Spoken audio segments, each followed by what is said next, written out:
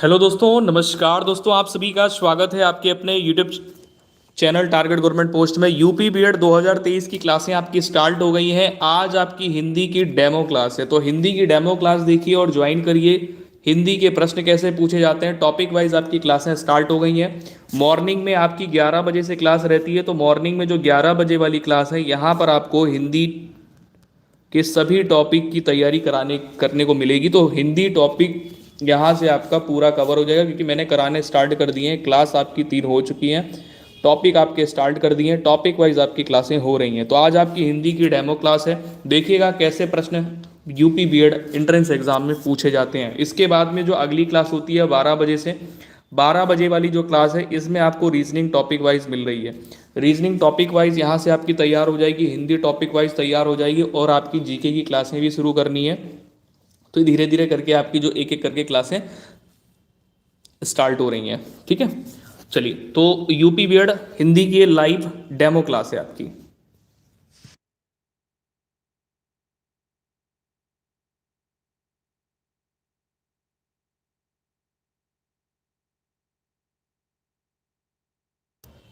तो दोस्तों, पहले हम लोग कवर करने वाले हैं यहाँ पे।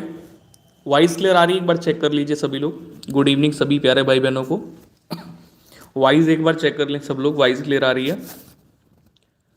चलिए, हिंदी वर्णमाला से संबंधित प्रश्न पहले यहाँ पर हम लोग करने वाले हैं, जो कि बैकबोन है व्याकरण की, यानी सामान्य हिंदी की बैकबोन कौन है?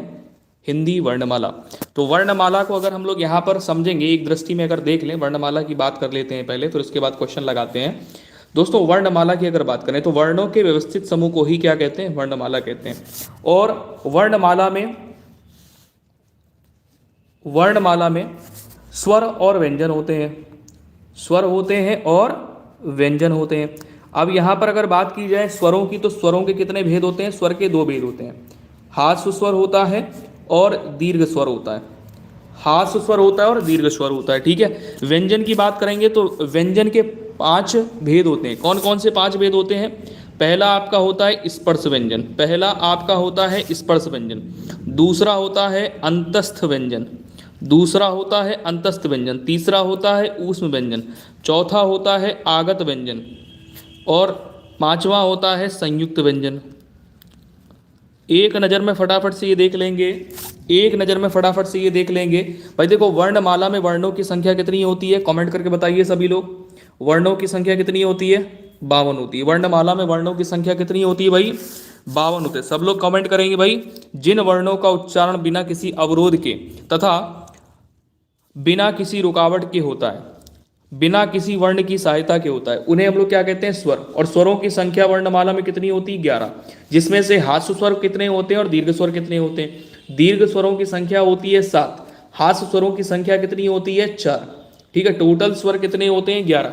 स्वरों की संख्या कितनी होती है? टोटल 11। वर्णमाला में वर्णों की संख्या कितनी है? 52। स्वरों की संख्या कितनी है? 11। स्वर 2 प्रकार के होते हैं, हास्य स्वर और दीर्घ स्वर। हास्य स्वरों की संख्या 4 होती है, दीर्घ स्वरों की संख्या कितनी होती है? 7 होती है। अब बात करेंगे व्यंजन की। दोस्तों, व्यंजन की यहाँ पर बात करने वाले हैं, तो व्यंजनों की संख्या 33 होती है। व्यंजनों की संख्या 33 होती है, जिसमें से ध्यान दीजिएगा, स्पर्श व्यंजन कितने होते हैं? तो स्पर्श व्यंजन आपके होते हैं 25। अगर ऑप्शन में 25 नहीं दिया गया है, 27 दिया गया, तो 27 करेंगे।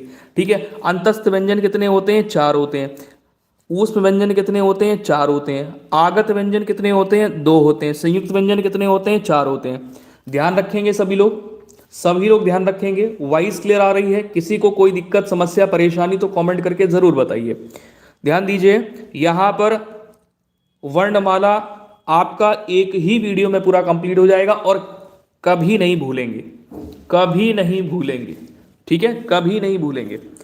ये इसका फोटो खींच लीजिए। वर्णमाला में वर्णों की संख्या 52 होती है। वर्णों के व्यवस्थित समूह को ही वर्णमाला कहते हैं। 2 प्रकार, स्वर और व्यंजन। स्वर कितने होते हैं? 11 होते हैं। व्यंजन कितने होते हैं? 33 होते हैं। व्यंजनों की संख्या कितनी होती है? 33। ठीक है। जिसमें स्पर्श व्यंजन होते हैं, अंतस्थ व्यंजन होते हैं, ऊष्म व्यंजन होते हैं, आगत व्यंजन होते हैं और संयुक्त व्यंजन होते हैं। Good evening, good evening, good evening सभी प्यारे भाई बहनों को गुड इवनिंग। अब यहाँ पर ये बात कर लेते हैं, जो स्वर होते हैं, स्वरों के 2 भेद होते हैं। कौन कौन से? हमने यहाँ पर लिया, हास्य व्यंजन होता है और दीर्घ व्यंजन होता है। ठीक है। जिसमें से मैंने आपको बताया कि स्वरों की संख्या 11 होती है, हास्य स्वर कितने होते हैं 4, और दीर्घ स्वर कितने होते हैं 7। ठीक है, हास्य स्वर की बात करेंगे तो हास्य स्वर की पहचान होती है कि छोटा आ, छोटी ई, छोटा ऊ और री से ऋषि। ठीक है, इसमें जितने छोटे अक्षर होते हैं वो लिए जाते हैं, जितने छोटे अक्षर होते हैं वो लिए जाते हैं। दीर्घ स्वरों की बात करेंगे तो दीर्घ स्वर होते हैं 7, जिसमें बड़े अक्षर लिए जाते हैं। बड़ा आ हो गया, बड़ी ई हो गई, बड़ा ऊ हो गया, ए हो गया, अय हो गया, ओ हो गया, औ हो गया, ये आपके होते हैं दीर्घ स्वर। ठीक है, इतनी बात क्लियर हो गई। अब बात यहां पर कर लेते हैं व्यंजन की। तो व्यंजनों के हमने प्रकार बताए कितने, 5। व्यंजनों के कितने प्रकार बताए आपको, 5। ध्यान दीजिएगा फटाफट से। स्पर्श व्यंजन होता है, उसके बाद में अंतस्थ व्यंजन, ठीक है, आगत व्यंजन, ऊष्म व्यंजन, आगत व्यंजन, ऊष्म व्यंजन और संयुक्त व्यंजन। संयुक्त व्यंजन, ठीक है, संयुक्त व्यंजन होता है। ध्यान दीजिएगा, अब यहां पर फटाफट से समझ लीजिए कौन कौन से व्यंजन। स्पर्श व्यंजन होते हैं का वर्ग से लेकर के, इनकी संख्या होती है 25। का वर्ग से लेकर के फा वर्ग तक जितने भी अक्षर होते हैं सारे के सारे क्या होते हैं, स्पर्श व्यंजन होते हैं। अंतस्थ व्यंजन कितने होते हैं, 4 होते हैं। कौन कौन से होते हैं, या, रा, ला और वा। ऊष्म व्यंजन कितने होते हैं, 4 होते हैं। कौन कौन से होते हैं, ध्यान दीजिएगा। सलजम वाला सा होता है, साइकिल वाला सा होता है, षटकोण वाला सा होता है और हा होता है। ठीक है, आगत व्यंजन की बात करेंगे तो आगत व्यंजन आपके 2 होते हैं। आगत व्यंजन होते हैं 2। कौन कौन से होते हैं, जा और फा। इस तरीके से नीचे यहां पर बिंदी लगा देते हैं। संयुक्त व्यंजन कितने होते हैं, 4 होते हैं। संयुक्त व्यंजन किसे कहते हैं, जो 2 या 2 से अधिक व्यंजनों के मेल से बने या 2 व्यंजनों के संयोग से बने, उसे क्या कहते हैं, संयुक्त व्यंजन कहते हैं। तो यहां पर देखिए, छा हो गया, त्रा हो गया, ज्ञा हो गया और सरा हो गया, ये होते हैं संयुक्त व्यंजन। अब आ जाते हैं प्रश्नों में। लेकिन उससे पहले एक छोटी सी बात ये समझ लीजिएगा कि अगर आपसे पूछ लिया जाए मूल दीर्घ स्वर, तो मूल दीर्घ स्वर कितने होते हैं, मूल दीर्घ स्वर दोस्तों होते हैं 4। ठीक है, अब यहीं पर अगर बात करें मूल स्वर कितने होते हैं, मूल स्वर भी 4 होते हैं। मूल दीर्घ स्वर और मूल स्वर, इसमें फर्क यह है कि जो मूल स्वर होते हैं इनमें छोटा आ, छोटी ई, छोटा ऊ और री से ऋषि होता है। ठीक है, अब यहां पर अगर मूल दीर्घ स्वर की बात करेगा तो दीर्घ मतलब क्या हो गया, बड़े वाले। तो बड़े वाले यानी बड़ा आ हो गया, यहां पे ध्यान देना, बड़ी ई हो गया, बड़ा ऊ हो गया और री से ऋषि हो गया। ठीक है, ध्यान रखोगे आप सभी लोग ध्यान रखोगे ना। चलो प्रश्न में आ जाओ फटाक से। पहला प्रश्न ये रहा आपके स्क्रीन पर, पहला प्रश्न आपकी स्क्रीन पे, चलिए आंसर दीजिए। इसमें कह रहा है निम्नलिखित में से कौन सा मूल दीर्घ स्वर नहीं है, मूल दीर्घ स्वर नहीं है, आंसर करिए। निम्न में से कौन सा मूल दीर्घ स्वर नहीं है। मैंने आपको बताया मूल दीर्घ स्वर कितने होते हैं, 4 होते हैं। कौन कौन से होते हैं, बड़ा आ, बड़ा ऊ, बड़ी ई, ये नहीं होता है। तो ऑप्शन नंबर आपका यहां पर क्या होगा, डी करेक्ट हो जाएगा। ऑप्शन नंबर आपका क्या होगा, डी करेक्ट हो जाएगा, क्योंकि ये जो होता है इसे हम लोग बोलते हैं संयुक्त स्वर। क्या बोलते हैं इसको, संयुक्त स्वर बोलते हैं। ध्यान रखिएगा, इसको क्या बोलते हैं, संयुक्त स्वर बोलते हैं। ध्यान दीजिए, इसको क्या बोला जाता है, संयुक्त स्वर बोला जाता है। ठीक है ना, यूपी टेट की तैयारी कर रहे हैं तो आप लोग इस क्लास को ज्वाइन कर सकते हैं। यूपी टेट हो गया, बीएड हो गया, ठीक है, और अन्य परीक्षा जिसमें हिंदी पूछी जाती है, और अन्य परीक्षाएं जिसमें हिंदी आपकी पूछी जाती है। जैसे आपका वीडियो का री एग्जाम होना है तो भी वो लोग भी इस क्लास को ज्वाइन कर सकते हैं। यूपी पुलिस की तैयारी कर रहे हैं, क्लास ज्वाइन कर सकते हैं। केवीएस का एग्जाम होना है, आप ये क्लास ज्वाइन कर सकते हैं। ठीक है, चलिए दूसरा क्वेश्चन ये रहा आपके स्क्रीन पे। यहाँ पर आपसे कह रहा है कि हिंदी में ध्वनियाँ कितने प्रकार की होती हैं। हिंदी में ध्वनियाँ कितने प्रकार की होती हैं, बताइए। हिंदी में ध्वनियाँ कितने प्रकार की होती हैं, सभी प्यारे भाई बहन आंसर करेंगे फटाफट से। हिंदी में ध्वनियाँ कितने प्रकार की होती हैं, तो ध्वनियाँ कितने प्रकार की होती हैं, 2 प्रकार की। कौन कौन सी होती हैं, स्वर होता है और व्यंजन होता है, स्वर होता है और व्यंजन होता है। तो दूसरे पर राइट आंसर हो जाएगा ऑप्शन नंबर ए। कमेंट जरूर करिए, जो हमारे प्यारे भाई बहन जुड़े हुए हैं कमेंट जरूर करिए। तीसरा नंबर प्रश्न आपके स्क्रीन पे, यहाँ पर कह रहा है कि मात्रा के आधार पर स्वर कितने प्रकार के होते हैं। मात्रा के आधार पर स्वर कितने प्रकार के होते हैं, मात्रा के आधार पर स्वर कितने प्रकार के होते हैं, मात्रा के आधार पर स्वर कितने प्रकार के होते हैं। तो मात्रा के आधार पर स्वर की जो संख्या होती है ये भी कितनी होती है, 2 होती है। मात्रा के आधार पर स्वरों के कितने प्रकार होते हैं, 2। कौन कौन से, व्यंजन होता है और स्वर होता है। ठीक है, ध्यान रखिएगा, व्यंजन और स्वर या स्वर व्यंजन, ठीक है, कह सकते हो। हमने व्यंजन पहले लिखा। चलो अगले क्वेश्चन पे आ जाइए। अगला क्वेश्चन यहाँ पे चौथा नंबर, इसमें आपसे कह रहा है कि जीवा के आधार पर स्वर कितने प्रकार के होते हैं। जीवा के आधार पर, अब जीवा के आधार पर स्वरों की संख्या यहाँ पर चेंज हो जाएगी। जीवा के आधार पर क्या होता है कि स्वरों की संख्या कितनी होती है, 3 होती है। वैसे स्वरों की संख्या अगर मात्रा के आधार पर देखा जाए तो मात्रा के आधार पर स्वरों की संख्या कितनी होती है, 2। कौन कौन सी? स्वर 2 प्रकार के होते हैं, दीर्घ स्वर होता है और हास्य स्वर होता है, ठीक है। लेकिन यहाँ पर बात करें जब जीवा की बात कर देगा तो फिर क्या करेंगे, 3। एक होता है प्लुत स्वर, होता है, पढ़ा है आपने। चलिए अगले क्वेश्चन पे। अच्छा यहाँ पर मैंने कुछ गलत बोल दिया था क्या? स्वरों की संख्या मैंने बताई तो 2 होती है। कौन कौन सी? दीर्घ स्वर हो गया और हास्य स्वर हो गया, ठीक है, ये 2 होते हैं। चलिए बहुत बढ़िया, बहुत बढ़िया। चलिए अगले क्वेश्चन पे आ जाइए। अगला क्वेश्चन ये आपने पढ़ लिया यहाँ पे चौथे नंबर पे। जीवा, देखो मात्रा के आधार पर ध्यान रखना, स्वर जो होते हैं, स्वर मात्रा के आधार पर और जीवा के आधार पर, जीवा के आधार पर, मात्रा के आधार पर देखोगे तो इनकी संख्या 2 होती है। कौन कौन से होते हैं? हास्य स्वर होता है और दीर्घ स्वर होता है, ठीक है। अगर यहीं पर जीवा की बात कर देंगे तो इनकी संख्या हो जाती है 3। हास्य स्वर होता है, ध्यान देना, हास्य स्वर होता है, हास्य स्वर, दीर्घ स्वर होता है और प्लुत स्वर होता है, ठीक है, ध्यान रखिएगा। अगले क्वेश्चन पे आ जाइए। अगला क्वेश्चन ये रहा आपके स्क्रीन पे, 5वां नंबर। 5वें नंबर में कह रहा है कि एक से अधिक वर्णों के मेल को क्या कहते हैं। एक से अधिक वर्णों के मेल को क्या कहते हैं? विमला पटेल खुश रहिए।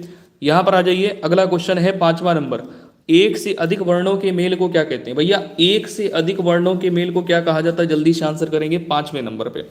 दोस्तों एक से अधिक वर्णों के मेल को व्यंजन कहते हैं, क्योंकि व्यंजन कैसे बनता है? ये स्वरों की मदद से बनता है। व्यंजन की डेफिनेशन ही होती है, क्या होती? व्यंजन किसे कहते हैं? जो स्वर की सहायता से बोले जाते हैं उन्हें व्यंजन कहते हैं।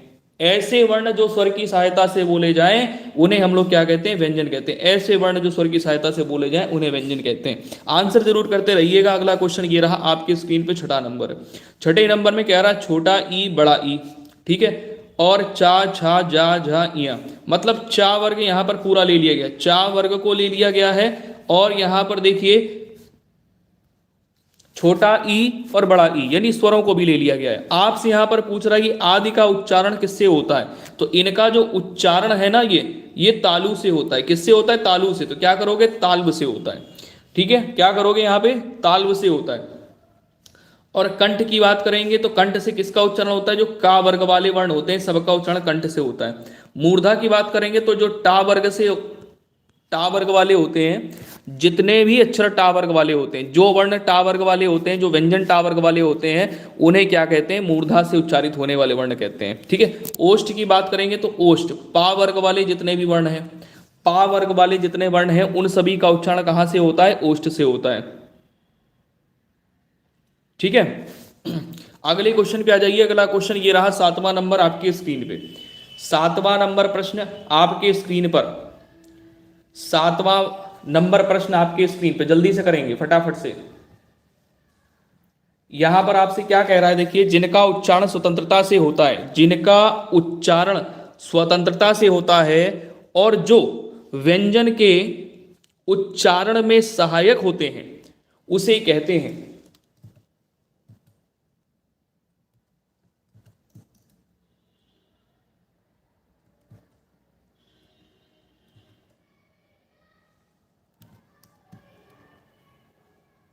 जल्दी से बताएंगे, फटाफट से बताएंगे। यशोदा का संधि विच्छेद क्या होगा? सर कौन सी संधि है? यहां पर देखिए यशः धन, हाँ, यशोदा का जो संधि विच्छेद होता है यशः धन दा होता है। और संधि विच्छेद की बात, संधि की बात करेंगे तो यहां पर विसर्ग संधि है, ठीक है, विसर्ग संधि, विसर्ग। चलिए आंसर करिए फटाफट से। अगला प्रश्न आपके स्क्रीन पे,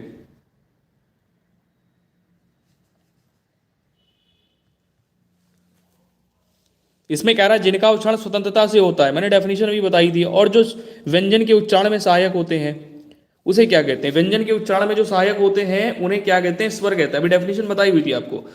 अगला क्वेश्चन ये रहा आपके स्क्रीन पे, 8वां नंबर क्वेश्चन है। निम्न में दीर्घ स्वर आपसे पूछा गया, बताइए। निम्न में दीर्घ स्वर आपसे पूछा गया, बताइए। विमला पटेल रिप्लाई नहीं आया आपका, आंसर मैंने बता दिया आपका, विसर्ग संधि है। यशाधन, यशाधनदा, यशोदा का।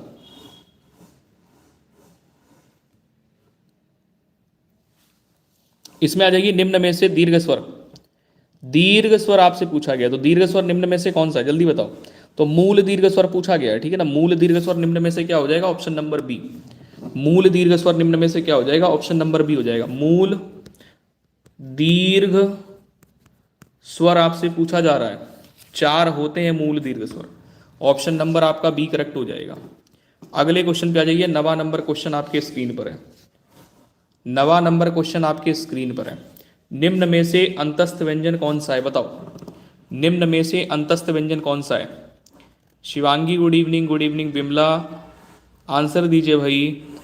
यशोदा का संधि विच्छेद आपने समझ लिया कि फिर से करके बता दें हम, यशोदा का संधि विच्छेद क्या होता है।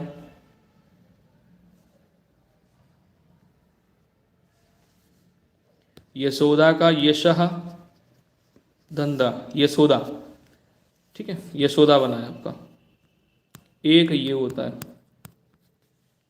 ठीक है, यशोदा। विसर्ग संधि का उदाहरण है, विसर्ग संधि का उदाहरण है।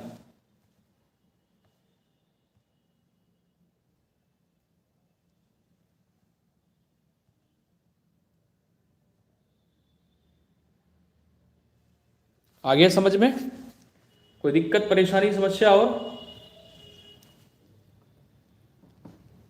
अरे विमला पटेल आ गया समझ में।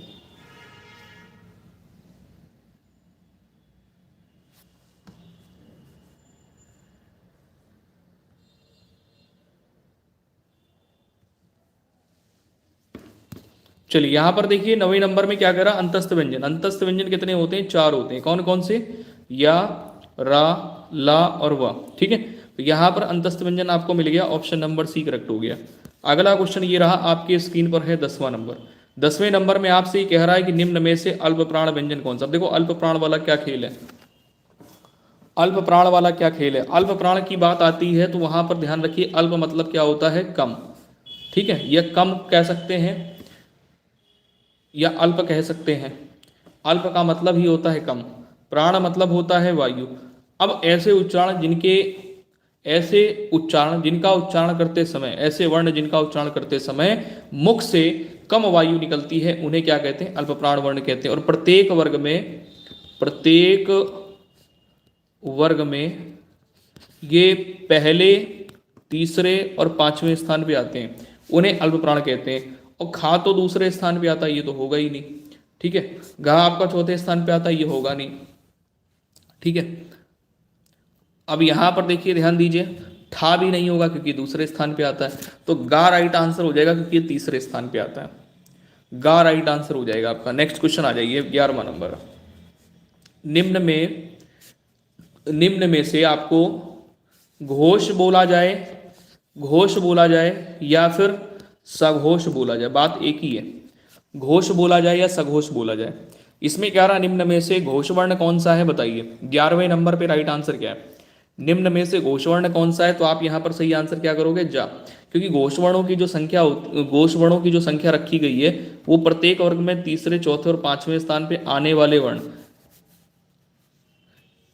तीसरे, चौथे और 5वें स्थान पे आने वाले वर्ण प्रत्येक वर्ग में, उन्हें क्या कहते हैं, उन्हें घोष वर्ण कहते हैं या सघोष वर्ण कहते हैं, ठीक है। अगले क्वेश्चन पे आ जाइए। अगला क्वेश्चन यहाँ पर 12वां नंबर आपके स्क्रीन पर। निम्न में ओष्ठ वर्ण कौन सा है, निम्न में ओष्ठ वर्ण कौन सा है, निम्न में ओष्ठ वर्ण कौन सा है बताइए। 12वां नंबर प्रश्न आपके स्क्रीन पर है, निम्न में ओष्ठ वर्ण कौन सा है, निम्न में ओष्ठ वर्ण कौन सा है। 12वें नंबर प्रश्न में राइट आंसर हो जाता है ऑप्शन नंबर डी। ओष्ठ वर्ण कौन सा है, ऑप्शन नंबर डी आपका करेक्ट हो जाएगा। नेक्स्ट क्वेश्चन पे आ जाइए। 13वां नंबर क्वेश्चन है, काकल्य वर्ण कौन सा है, काकल्य वर्ण, काकल्य वर्ण कौन सा है निम्न में से, 13वें नंबर में बताएंगे।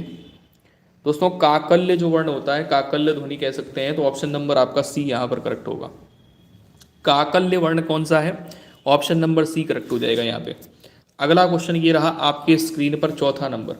चौथे नंबर में कह रहा कि या का उच्चारण स्थान क्या है। भाई या को अंतस्थ व्यंजन कहते हैं, या को क्या कहते हैं, अंतस्थ व्यंजन कहते हैं, ठीक है, अंतस्थ व्यंजन कहते हैं। बट आपसे ही कह रहा है कि जो इसका उच्चारण स्थान है वो क्या है, तो या का उच्चारण स्थान होता है तालु। जो चा वर्ग से उच्चारित होने वाले वर्ण हैं वो भी तालु से ही उच्चारित होते हैं, ठीक है ना। अगला क्वेश्चन ये रहा आपके स्क्रीन पर, 15 नंबर है। 15 नंबर में आपसे कह रहा कि जो रा है इसका विवरण करिए, रा वर्ण के बारे में बताइए। नित्या यादव गुड इवनिंग, गिरधर खुश रहो भाई। चलिए यहाँ पर आ जाएंगे 15 नंबर क्वेश्चन में, कह रहा रा का विवरण बताइए। रा वर्ण को क्या क्या बोला जाता है। रा वर्ण को देखिए बोलते हैं लुंठित वर्ण, ध्यान देना, अल्प प्राण वर्ण, व्यंजन बोलते हैं इसको, सघोष भी होता है, वर्तस्य भी होता है। तो ऑप्शन नंबर आपका ए करेक्ट हो गया, ऑप्शन नंबर आपका यहाँ पर ए करेक्ट हो गया। ध्यान देना कि रा का विवरण यहाँ पर क्या सही होगा, रा लुंठित वर्ण है, सघोष है, अल्प प्राण है, व्यंजन है और वर्तस्य है। तो ऑप्शन नंबर आपका पहला वाला यहाँ पर करेक्ट हो जाएगा। सभी प्यारे भाई बहन लाइक और शेयर जरूर करें, जिससे और भी लोगों तक लाइव सेशन पहुंच पाए और भी लोग जुड़ पाए। 16 नंबर पे आ जाइए, अंतस्थ और ऊष्म वर्ण कितने हैं। अंतस्थ और ऊष्म वर्ण कितने हैं, अंतस्थ और ऊष्म वर्ण कितने हैं दोस्तों। अंतस्थ वर्णों की बात की जाए तो 4, कौन कौन से होते हैं, या, रा, ला और वा। और ऊष्म वर्णों की संख्या कितनी होती है, 4, ठीक है। तो कह रहा है कि कुल कितने वर्ण हैं अंतस्थ और ऊष्म मिला करके। तो ऊष्म वर्ण कौन कौन से होते हैं, देखो साइकिल वाला सा होता है, संयम वाला और षटकोण वाला और साथ में हा, ठीक है। तो टोटल मिला के संख्या इनकी क्या हो जाती है, 8। टोटल मिलाकर इनकी संख्या कितनी हो जाती है, 8 हो जाती है। अगला क्वेश्चन यहाँ पे 17 नंबर है, आपसे कह रहा है कि द्रग का वर्ण विच्छेद क्या है। द्रग का वर्ण विच्छेद क्या है, द्रग का वर्ण विच्छेद क्या है, द्रग का वर्ण विच्छेद, द्रग का वर्ण विच्छेद क्या है, जल्दी से आंसर करेंगे। देखिए द्रग का वर्ण विच्छेद क्या होता है, वर्ण विच्छेद मतलब होता है कि सभी वर्णों को, स्वरों को अलग अलग लिख देना, व्यंजन और स्वर को अलग अलग करके लिख देना। तो देखो दा हो गया, ठीक है, री से ऋषि बना, ये मात्रा लगी है, री से ऋषि वाली तो वो लगा दी। इसके बाद में गा है और गा के साथ में छोटे आ की मात्रा है। तो यहाँ पर सही विकल्प क्या हो जाएगा, 17 पे ऑप्शन नंबर ए, 17 पे ऑप्शन नंबर ए। सभी लोग कर लोगे ना, वर्ण विच्छेद का मतलब होता है वर्णों को अलग अलग करके लिखना। अगला क्वेश्चन ये रहा आपकी स्क्रीन पे, यहां पर देखिए सघोष पूछ लिया गया। सघोष पूछे या आपसे बोले कि घोष, सघोष और घोष दोनों ही क्या है, सेम है। मतलब सघोष पूछ ले या घोष पूछ ले तो कंफ्यूज मत होना, क्योंकि कभी कभी कहना प्रश्न में घोष पूछ लेता है तो आप लोग कंफ्यूज होते हैं कि घोष में ऐसा तो नहीं है, अघोष बताना है। अघोष नहीं बताना है, प्रत्येक वर्ग में जैसे हमने यहां पर लिखा का, खा, गा, घा, ठीक है, पांचों वर्ण यहां पर हमने लिख लिए का वर्ग में आने वाले। तो इसमें पहला और दूसरा जो है, ध्यान देना, पहला और दूसरा ये क्या बोले जाते हैं, इन्हें बोलते हैं अघोष, ठीक है। और तीसरे, चौथे और पांचवें स्थान पे आने वाले जो वर्ण हैं इनको क्या बोलते हैं, इसको सघोष बोलते हैं। क्या बोलते हैं, सघोष या घोष, ठीक है, समझ गए ना। तो राइट आंसर यहां पर आपका क्या हो जाएगा, सघोष वर्ण पहचानना है तो पहले दूसरे की बात नहीं करेंगे, इनकी बात नहीं करनी है, हमें तीसरे, चौथे और पांचवें वर्ण की बात करनी है। तो ये पहले स्थान पे आता है, ये तो होगा ही नहीं, ठीक है। ता के बाद में था आता है, दूसरे स्थान पे आता है, ये भी नहीं होगा। अब या तो बा होगा या सा होगा। अब बा और सा में से सही आंसर आपका कौन सा है, तो बा बिल्कुल करेक्ट आंसर है, जो कि सघोष वर्ण है। अगला क्वेश्चन यहां पर ये रहा आपके स्क्रीन पे 19वां नंबर, इसमें क्या रहा, ऊष्म व्यंजन कौन सा है। यहां पर आपसे पूछ रहा है कि ऊष्म व्यंजन कौन सा है। दोस्तों ऊष्म व्यंजन की बात करेंगे तो 4 व्यंजन होते हैं ऊष्म व्यंजन, कौन कौन से, सा, साइकिल वाला, षटकोण वाला और हा। और क्या होता है, हा। तो हा मिल गया, हा आपका सही आंसर हो गया, हा आपका सही आंसर हो गया। अगला क्वेश्चन यहां पर ये रहा 20 नंबर आपके स्क्रीन पे,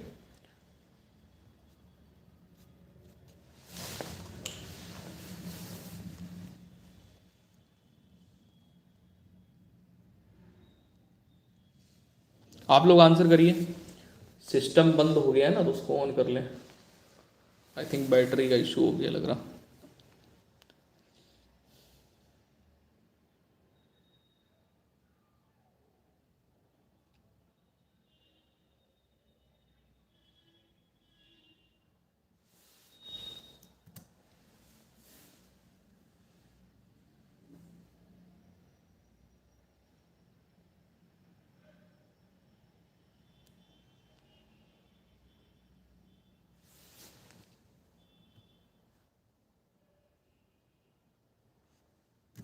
एक सेकंड एक सेकंड,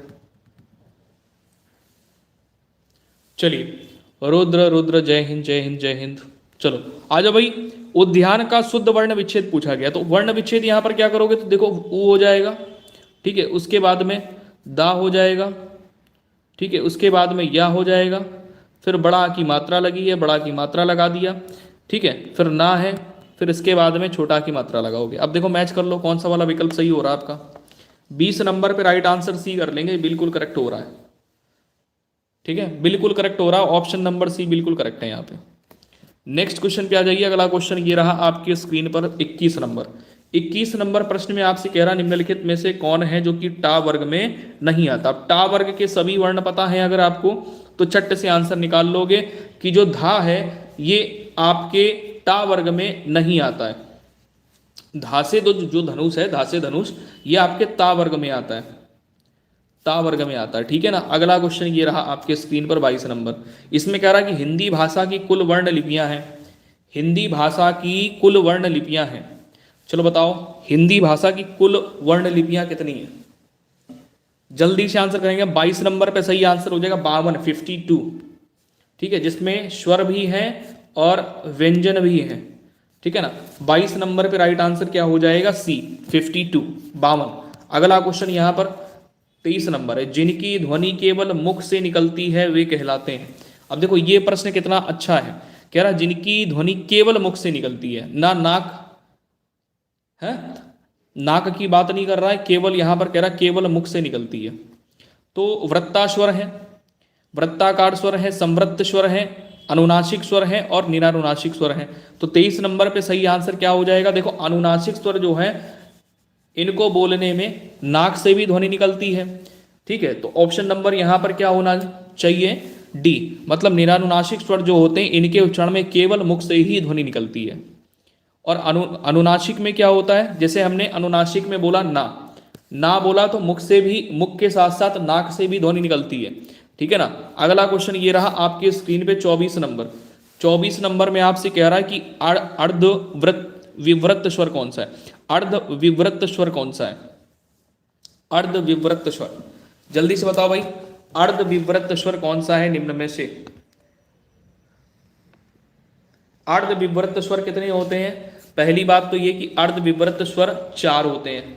कौन कौन से होते हैं अर्ध विवृत स्वर, तो देखिए 4 तो होते हैं, लेकिन कौन कौन से होते हैं। अर्ध विवृत स्वर होता है ए, छोटा आ, ओ होता है,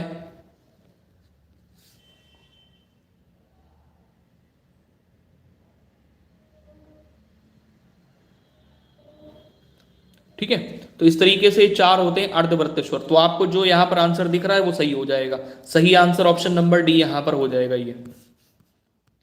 अगला क्वेश्चन ये रहा 25वां नंबर आपके स्क्रीन पर, सभी स्वर व्यंजन कौन से वर्ग में है, सभी स्पर्श व्यंजन कौन से वर्ग में है। स्पर्श व्यंजन की बात कर रहा, तो स्पर्श व्यंजन आपको बताया था मैंने कि जो स्पर्श व्यंजन होते हैं, सभी स्पर्श व्यंजन की बात कर रहा है, तो का वर्ग से लेकर के, का वर्ग से लेकर के पा वर्ग तक, पा से पपीता वाला पा, का वर्ग से लेकर के पा वर्ग तक जितने भी वर्ण होते हैं, जितने भी व्यंजन होते हैं, सारे के सारे स्पर्श व्यंजन होते हैं। तो आपसे ये कह रहा है कि बताइए कि स्पर्श व्यंजन किस वर्ग में है, तो इसमें नहीं है, क्योंकि यहाँ पर ला भी आ गया और रा भी आ गया, हा भी आ गया, इसमें नहीं है। यहाँ पर आप देखोगे तो ऑप्शन नंबर सी सही होना चाहिए, क्योंकि या नहीं होगा, ये रा आ गया, हा आ गया, सा आ गया, ये नहीं है, ऑप्शन नंबर सी है।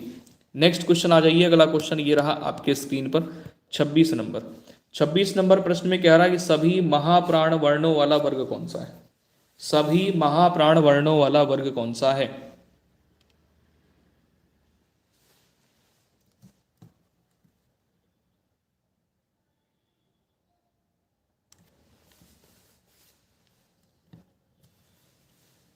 सभी लोग आंसर करेंगे। 26 नंबर प्रश्न में right answer option number C हो जाएगा, महाप्राण वर्णों वाला वर्ग, यानी प्रत्येक वर्ग में दूसरे चौथे स्थान पे जो महाप्राण वर्ण होते हैं वो प्रत्येक वर्ग में दूसरे चौथे स्थान पे आते हैं। महाप्राण का मतलब होता है कि ऐसे उच्चारण जिनका, ऐसे वर्ण जिनका उच्चारण करते समय मुख से अधिक वायु निकलती है। तो ऑप्शन नंबर आपका यहाँ पर क्या राइट हो जाएगा, ए, ये करेक्ट होगा, ए करेक्ट हो जाएगा। ठीक है, इसमें देखो खा दिया गया है, खा दूसरे स्थान पे आता है, चा के बाद छा दूसरे स्थान पे आता है, टा के बाद ठा ये भी दूसरे स्थान पे आता है, तो right answer option number A हो जाएगा। अगला क्वेश्चन यहाँ पर ये रहा 27 नंबर आपके स्क्रीन पर, कह रहा है जब एक ही ध्वनि का द्वित्व हो जाए तब वह क्या कहलाती है। जब एक ही ध्वनि का द्वित्व हो जाए तब वह क्या कहलाती है। 27 पर राइट आंसर क्या करोगे। 27 पर राइट आंसर हो जाएगा युग्मक ध्वनियाँ कहलाती हैं। जब एक ही ध्वनि का द्वित्व हो जाए उसे क्या कहते हैं, युग्मक ध्वनियाँ कहते हैं। अगला क्वेश्चन यहाँ पर ये रहा आपकी स्क्रीन पर 8वां नंबर, सॉरी 28वां नंबर। इसमें कह रहा कि वाह व्यंजन है। वाह व्यंजन कैसा व्यंजन है, बताओ जल्दी से। ये ऊष्म व्यंजन है, महाप्राण है, अंतस्थ व्यंजन है या अघोष है। दोस्तों ये अंतस्थ व्यंजन है, वाह जो है ये अंतस्थ व्यंजन है। अंतस्थ व्यंजनों की संख्या 4 होती है। लिखित भाषा में मूल ध्वनियों के लिए जो चिन्ह मान लिए गए हैं तथा जिस रूप में ये लिखे जाते हैं उसे खाली जगह कहते हैं। 29 नंबर पे राइट आंसर आपका क्या होगा। 29 नंबर पे राइट आंसर हो जाता है लिपि कहते हैं। लिपि कहते हैं। हिंदी भाषा में मूल ध्वनियों के लिए जो चिन्ह मान लिए गए हैं तथा जिस रूप में ये लिखे जाते हैं, जहां लिखने की बात करते हैं तो तुरंत वहां पर लिपि करोगे। ठीक है, नेक्स्ट क्वेश्चन पे आ जाइए। अगला क्वेश्चन ये रहा आपके स्क्रीन पे 30 नंबर है। 30 में आपसे कह रहा है कि पा फा बा भा मा खाली जगह व्यंजन होते हैं। पा फा बा भा मा नहीं, ये दूसरी क्लास है आपकी, ये डेमो क्लास है यूपी बीएड एंट्रेंस एग्जाम के लिए। ये दूसरी क्लास है पुनीत, ठीक है, ये 8 बजे वाली क्लास नहीं है।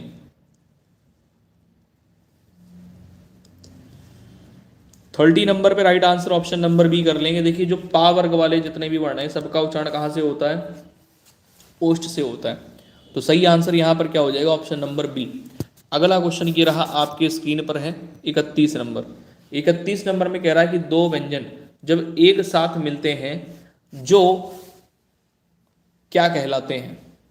दो व्यंजन जब एक साथ मिल जाएंगे तो सीधी सी बात है, जब एक साथ मिलेंगे तो संयुक्त हो जाएंगे और संयुक्त व्यंजन कहलाएंगे।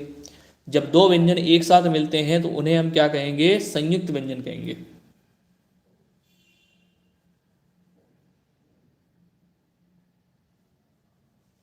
नेक्स्ट क्वेश्चन पे आ जाइए। अगला क्वेश्चन ये रहा आपके स्क्रीन पे 32 नंबर। इसमें कह रहा है कि वर्ण तालिका के अनुसार हास्व, दीर्घ और प्लुत क्या है।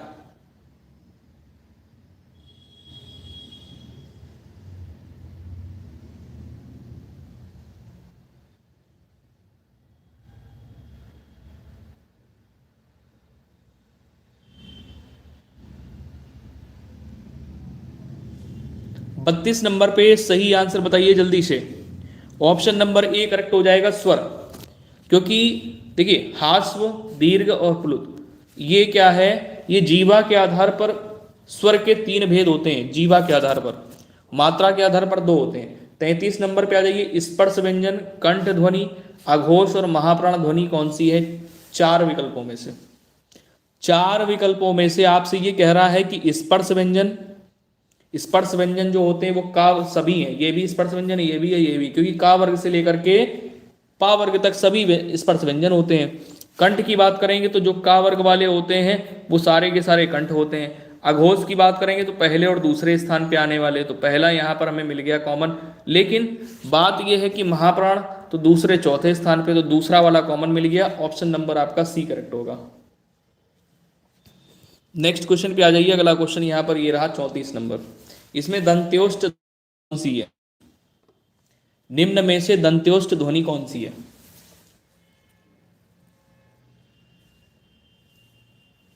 निम्न में से दंत्योष्ठ ध्वनि कौन सी है। 34 नंबर पे राइट आंसर ए हो जाएगा, वाह। ये दंत्योष्ठ ध्वनि से उच्चारित होता है। अगला क्वेश्चन 35 नंबर है, कह रहा हिंदी वर्णमाला में ऊष्म व्यंजन कौन से हैं। हिंदी वर्णमाला में ऊष्म व्यंजन कौन सा है। अब ऊष्म व्यंजनों की संख्या तो होती है 4। कौन कौन सी होती है, तो ऊष्म व्यंजनों की संख्या यहां पर 4 दी गई है ऑप्शन नंबर ए में। ऑप्शन नंबर ए में बिल्कुल सही हो जाएगा।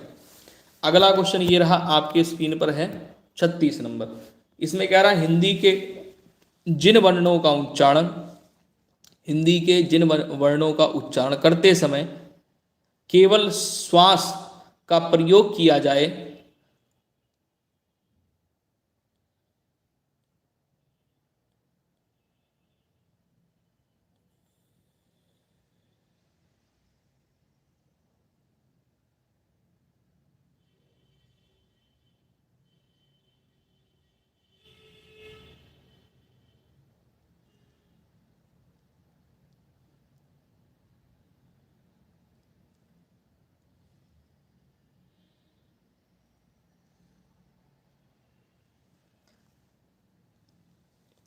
देखिए हिंदी के जिन वर्णों का उच्चारण करते समय केवल श्वास का प्रयोग किया जाए उन वर्णों को क्या कहते हैं। 36 पे राइट आंसर क्या होगा, 36 पे राइट आंसर हो जाएगा अघोष। ठीक है, हिंदी के जिन वर्णों के उच्चारण करते समय केवल श्वास का प्रयोग किया जाए, श्वास मतलब जानते हो ना, श्वास यानी प्राणवायु कह सकते हैं, श्वास का प्रयोग किया जाए उन वर्णों को क्या कहते हैं, अघोष कहते हैं। अगला क्वेश्चन ये रहा आपके स्क्रीन पे 37 नंबर क्वेश्चन है, या रा ला व व्यंजनों को कहते हैं। 37 पे सही आंसर ऑप्शन नंबर आपका बी करेक्ट हो जाएगा। इन्हें अंतस्थ व्यंजन कहते हैं, क्योंकि स्पर्श व्यंजन तो का वर्ग से लेकर के पा वर्ग तक होते हैं। उस व्यंजनों की संख्या कितनी होती है, 4 होती है। कौन कौन से होते हैं, छोटा ये साइकिल वाला सा, सलजम वाला सा, षटकोण वाला सा और हा। ठीक है, अगले क्वेश्चन पे आ जाइए। अगला क्वेश्चन यहाँ पर ये रहा 38 नंबर आपके स्क्रीन पे। इसमें क्या रहा, निम्नलिखित में से पार्श्विक ध्वनि कौन सी है।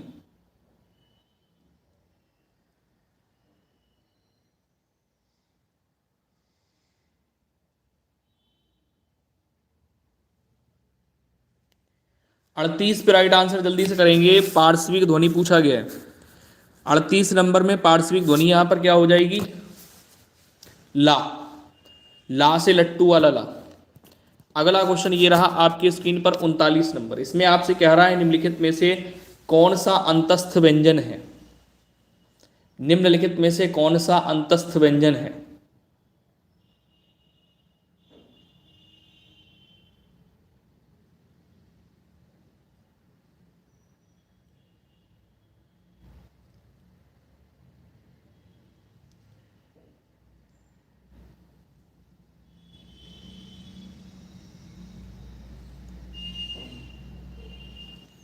थर्टी नाइन पे अंतस्थ व्यंजन पूछा गया है भैया। अंतस्थ व्यंजन ऑप्शन नंबर ए राइट हो जाएगा, ला।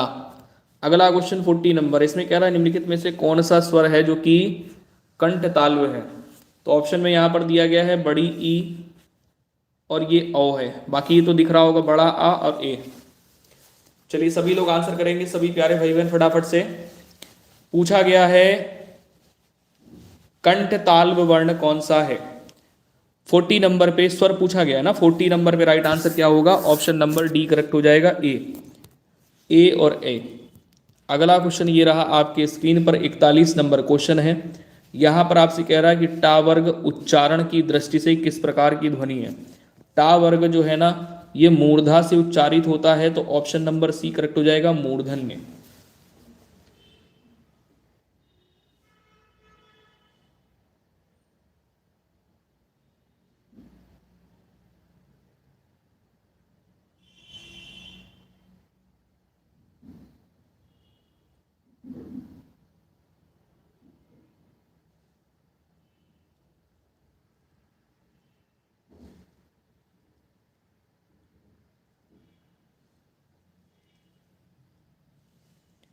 इकतालीस नंबर पे राइट आंसर करिए जल्दी से। अगला क्वेश्चन ये रहा आपके, सभी लोग आंसर किया करिए। बहुत सारे हमारे प्यारे भाई में जुड़े हुए, जितने भी जुड़े हैं बहुत सारे हैं, बस आंसर सभी लोग करेंगे तो और अच्छा रहेगा। निम्नलिखित में से कौन दीर्घ स्वर है, निम्नलिखित में से कौन दीर्घ स्वर है, जल्दी से आंसर करेंगे। दीर्घ स्वर की बात कर रहा है, और दीर्घ स्वर कितने होते हैं, 7। कौन कौन से, बड़ा आ, ये भी होता है, ये भी होता है, ये नहीं होता है। दीर्घ स्वर बेटा, दीर्घ स्वर कह रहा है। अच्छा, यहां पर ध्यान दो, मूल दीर्घ स्वर निकालो अब। यानी क्वेश्चन ऐसा दे दिया गया, अगर यहां पर बोलता दीर्घ स्वर कौन सा नहीं है तो ऑप्शन यही होता बी। अगर यहां पर कह रहा है कि दीर्घ स्वर बताइए और तीन ऑप्शन दे दिए गए तो आपसे पूछा यह गया है कि मूल दीर्घ स्वर बताइए, तो मूल दीर्घ स्वर यहां पर क्या हो जाएगा, मूल दीर्घ स्वर हो जाएगा ऑप्शन नंबर ए, मूल दीर्घ स्वर। ठीक है, ऑप्शन नंबर ए करेक्ट हो जाएगा। मूल दीर्घ स्वर में मूल दीर्घ स्वरों की संख्या कितनी होती है, 4 होती है। अगला क्वेश्चन यहां पर 43 नंबर है, चलो आंसर मारो जल्दी से।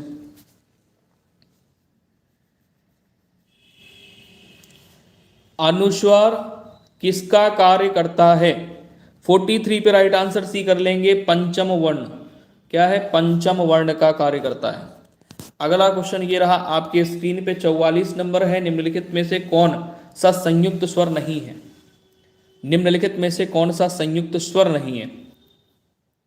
जल्दी से बताओ, 44 नंबर क्वेश्चन, संयुक्त स्वर कौन सा नहीं? ये संयुक्त स्वर है, ये भी संयुक्त स्वर है, ये भी संयुक्त स्वर है, बड़ा उ संयुक्त स्वर नहीं है, बड़ा उ संयुक्त स्वर नहीं है।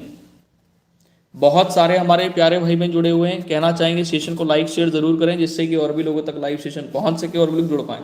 अगला क्वेश्चन है 45 नंबर, निम्नलिखित में से कौन सा वर्ण दंत्य नहीं है?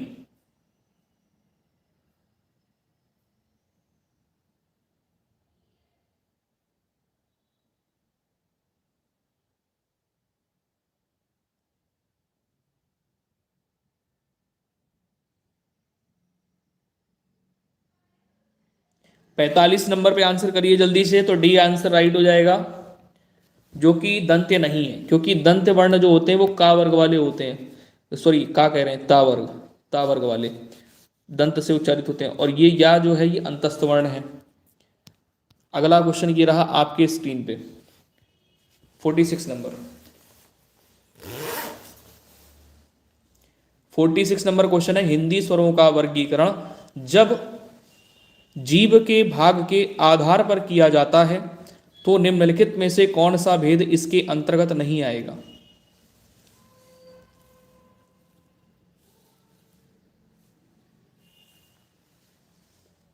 46 पे सही आंसर ऑप्शन नंबर डी कर देंगे, विवृत स्वर।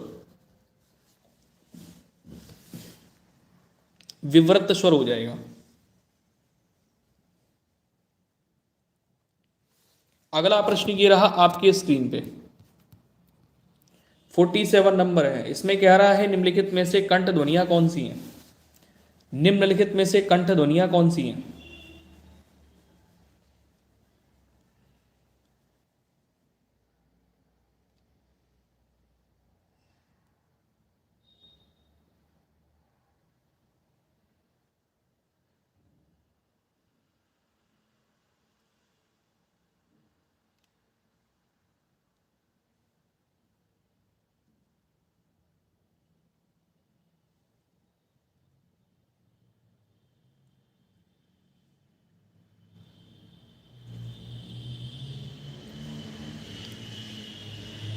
फोर्टी सेवन पे कंठ ध्वनि की बात कर रहा है, तो का वर्ग वाले जितने भी वर्ण हैं, का वर्ग वाले, का हो गया, खा हो गया, इनका उच्चारण कंठ से ही होता है।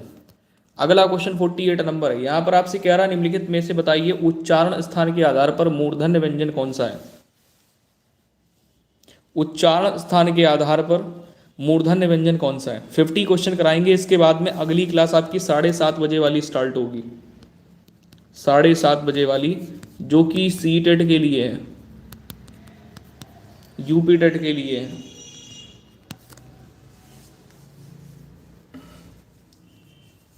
ठीक है, और बीएड एंट्रेंस एग्जाम के लिए भी है। तो यहाँ पर देखिए आपसे ये कह रहा है कि मूर्धन्य व्यंजन कौन सा है, तो जो टा वर्ग वाले हैं वो सभी मूर्धा से उच्चारित होते हैं, ऑप्शन नंबर सी राइट हो जाएगा यहाँ पे, 9 बजे वाली होगी। अगला क्वेश्चन यहाँ पर 49 नंबर है, निम्नलिखित में से अल्प प्राण कौन सा, निम्नलिखित में से अल्प प्राण वर्ण कौन सा है? बिल्कुल बिल्कुल, निम्नलिखित में से अल्प प्राण वर्ण कौन सा है?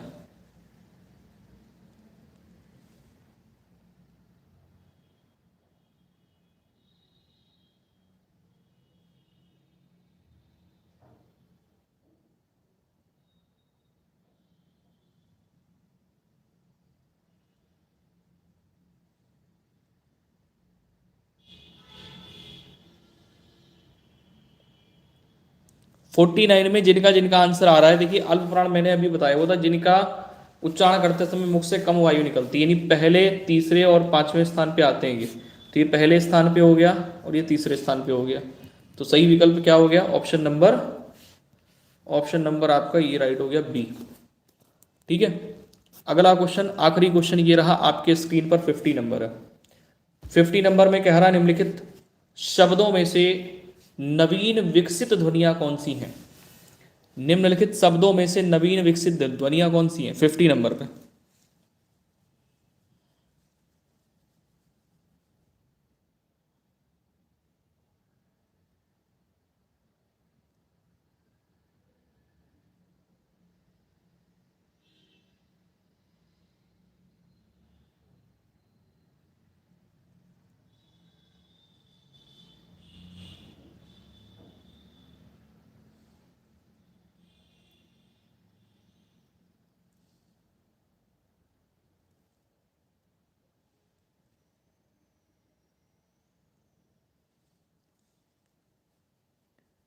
जल्दी से आंसर करेंगे 50 नंबर, इसके बाद में अगली क्लास आपका इवेंट लगा हुआ है तो जा करके उसको ज्वाइन कर सकते हैं। 50 नंबर पे सही आंसर क्या होगा? देखो, नवीन विकसित दुनिया कौन सी है? नवीन विकसित दुनिया निम्न में से कौन सी है? ऑप्शन नंबर ए है, बी है, सी है या डी है? तो राइट आंसर क्या करोगे? नवीन विकसित दुनिया आपकी ये हो जाएंगी, ये नवीन विकसित दुनिया है। ऑप्शन नंबर ए करेक्ट होगा। ठीक है, चलो इसके बाद में अगली क्लास शुरू करते हैं जो कि आपकी 7:30 बजे वाली है। टाइमिंग हो चुकी है, बस क्लास स्टार्ट तुरंत कर रहे हैं। आप लोग होम पेज में जाएंगे, लाइव वाले ऑप्शन में जाएंगे, क्लास आपको लगी हुई दिखेगी, उसको ज्वाइन कर लीजिए। अगली क्लास शुरू करते हैं। जय हिंद।